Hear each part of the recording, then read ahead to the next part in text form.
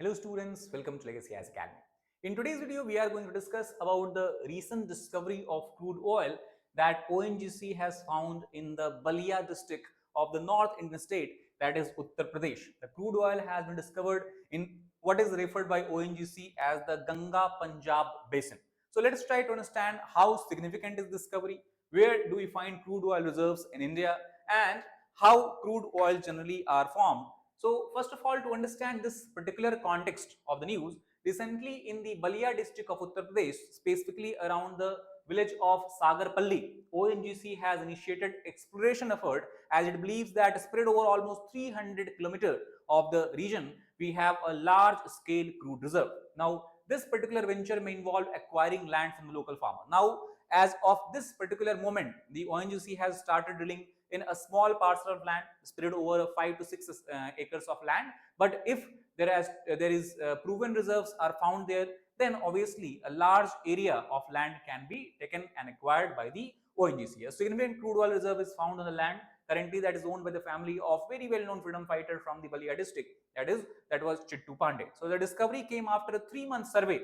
Earlier also, we can see from the last November, December, we are seeing the news of oil being discovered in the Ballia district. So for last 3 months, survey was being conducted by the ONGC because that is the first stage before they can start exploring and drilling to find actually the potential of that particular area. So after the 3-month survey of Ganga Basin, it has found out, ONGC has found out that there is a large scale oil reserve situated somewhere at a depth of 3 kilometers from the surface, 3 kilometers, or we can say 3000 meters.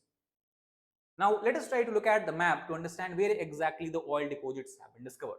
So, first of all, if you look, you have the river Ganga flowing through the region of Uttar Pradesh, and it is along the bank of river Ganga. You have a well-known city of UP referred as Ballia, and to the south of Ballia is the village where the oil have been discovered. But ONGC believe that this entire stretch of land, right from the north of Ballia to the south of Ballia, as we discussed, extending for a length of distance of 300 km, is where the oil reserves can be found as such. So a very important region, if you look, it is lying between two rivers. One on the north, you have a largest tributary actually of river Ganga, that is Ghagra river coming from the north, and from the south you have the Ganga river. So lying between what you can call as Ganga Ghagra Basin, or within the Ganga Ghagra Basin, is where the oil deposits have been discovered. If you talk about this particular oil deposit, oil reserve, as per the report, ONGC has leased only 6.5 acres of land from the Chittu Pandey, the freedom fighter that I talked about, his family, for a span of 3 years, and it has stated that every year rupees 10 lakh will be paid for this particular land parcel. The officials of ONGC, a major oil drilling company of the government of India, they have confirmed the presence of reserves in the significant depth, and it has necessitated drilling at the depth of 3000 meters. Currently, the drilling operation is already started. The entire area has been shielded so that people could not enter into this territory, into this region, and every day about 25,000 liters of water is being consumed, and the drilling is progressing at a rapid pace. And as per the recent report of ONGC, the entire drilling operation can be completed by the end of April, and that is till when we will have to wait to understand that what is the potential of this area and how significant is this discovery as far as the oil security of India is concerned. Now, the seriousness of this finding you can understand from the fact that ONGC has already started bringing advanced equipment, and they have deployed in this area. As you know that in the northeastern part of India, especially along the region of Assam, is where you have the oil reserves and where oil extraction is done, and a lot of advanced machinery equipments including crane have been sourced from the Assam to aid the excavation process. Now, earlier also there was a lot of proposal that was given by the ONGC, but the excavation could not take off as it did not get the petroleum exploration license by the state government. Now that license has been obtained. The drilling work is going on after years of geochemical, gravitational and magnetic survey in the Ganga Basin region. Now, let us suppose that indeed ONGC find out that there is a potential to extract crude oil reserves from this area, how it can be a benefit, have a potential benefit on the local population. So, first of all, if indeed it becomes successful, the drilling at this particular place becomes successful, that means similar wells will have to drill across the entire region where you have the oil deposits. That will mean that ONGC will have to basically acquire a large parcel of land spanned over thousands and thousands of acres of area. And obviously, people of this region, they will benefit a lot, as fortunes of local farm will return as they receive a huge chunk of money for their precious land. 10 lakh annually, I told you already, ONGC is giving just because they are drilling this. So similar kind of payment we can see being received by the other farmers who are having land in this area as well. So oil we found ONGC requires surrounding lands at very, very high prices, greatly benefiting the farmer. Again, this is the reason as I talked about the Sagarapalli village, as you discussed, to the south of Ballia, and then further to the north in this entire area, which is going to transform.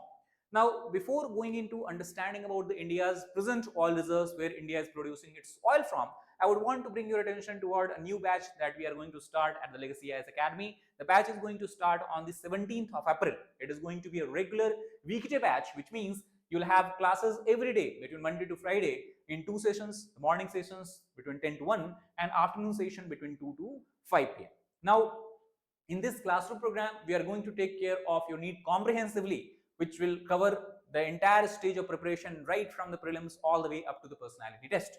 And to ensure that you have a solid foundation for preparation, we will be starting our course with the NCERT classes that will cover your basics, and then we'll be moving forward to the advanced classes where the advanced part of the syllabus and the portion will be covered. Then apart from that, as you progress further, you'll have frequent class tests that will be taking part in, so that you can keep up to date with the level of your preparation and can streamline your preparation based on the analysis of the strength and weaknesses as the outcome of the result, as outcome of the test result.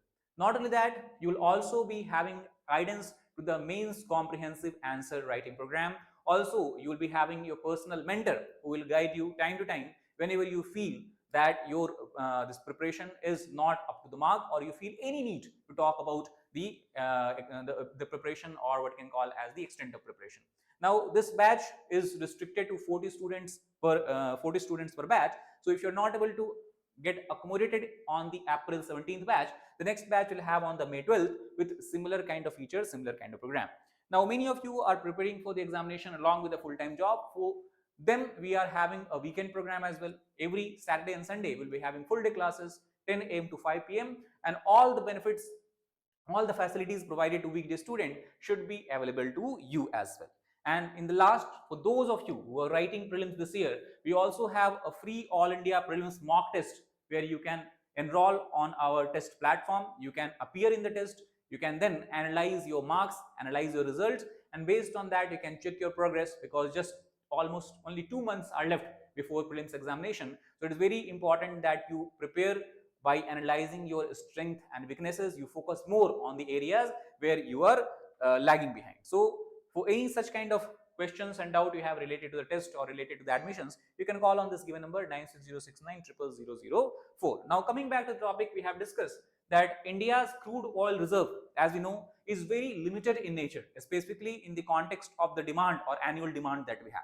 Currently, most of our oil production is from the areas in the northeast where we have oil field such as Digboi, Naharkatia, Moran, Hurijan in the Assam state. Then the majority of oil production, if we talk about in the western part, is coming from the states of Gujarat and Maharashtra, such as Mumbai High. Then you have the Basin, Ankleshwar in Gujarat, Khambat, that is Gulf of Khambat, and then you have the Kalol region in the Gujarat.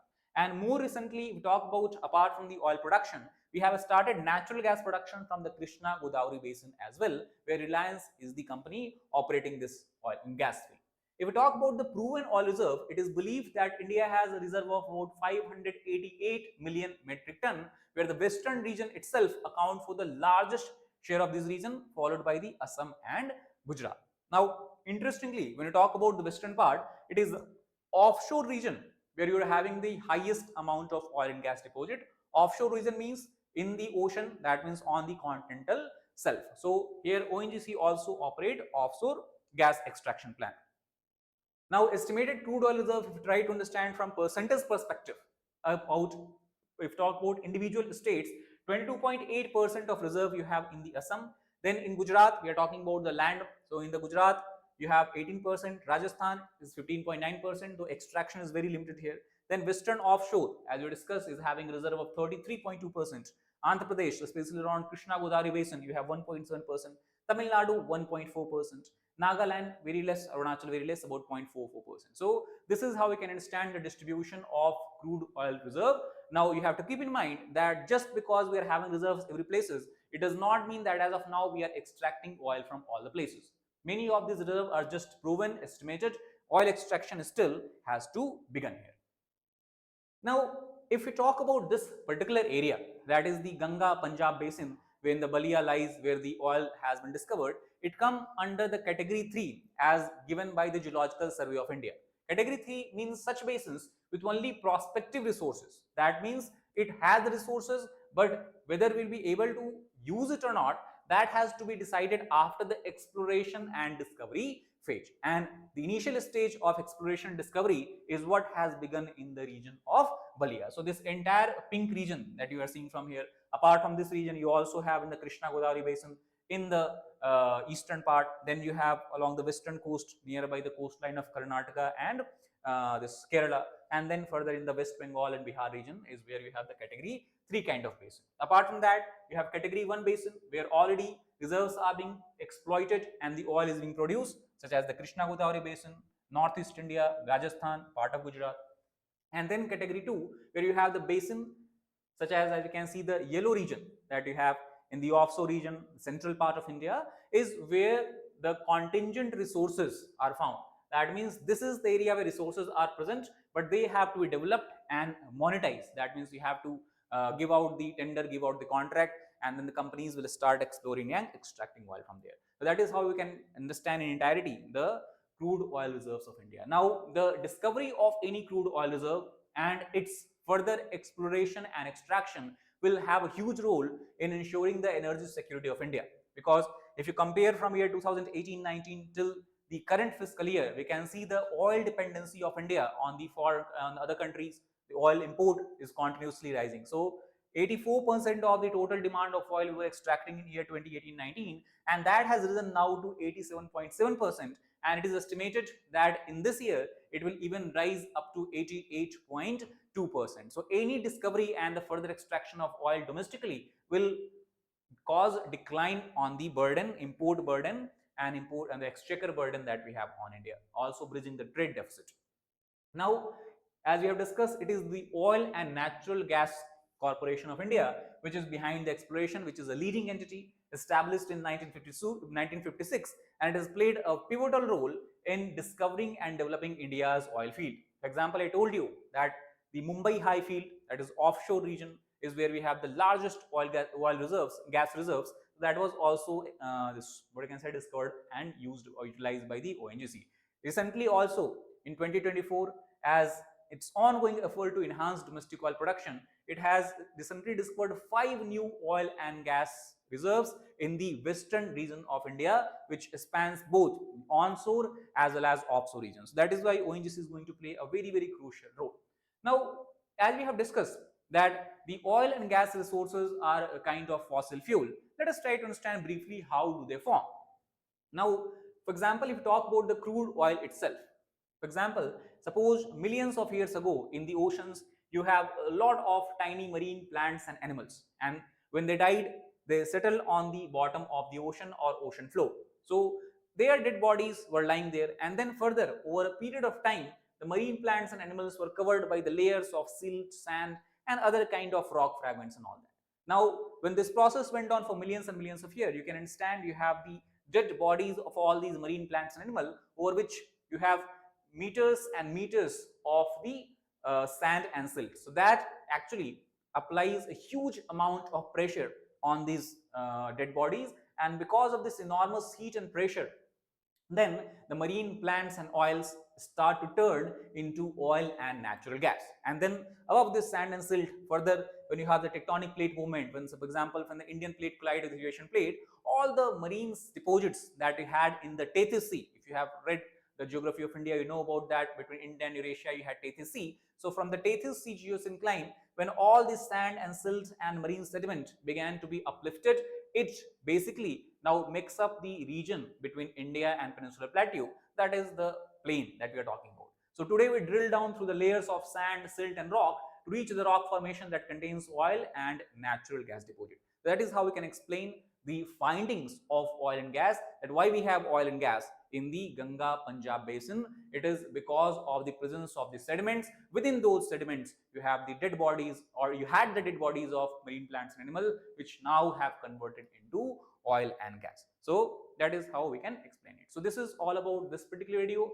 I hope you got the idea about the entire discovery, how significant is it, and why we have oil in that particular region. So if you like the video, please hit the like button, share it with your fellow aspirants, as well as subscribe to our channel for more such content. Thank you very much.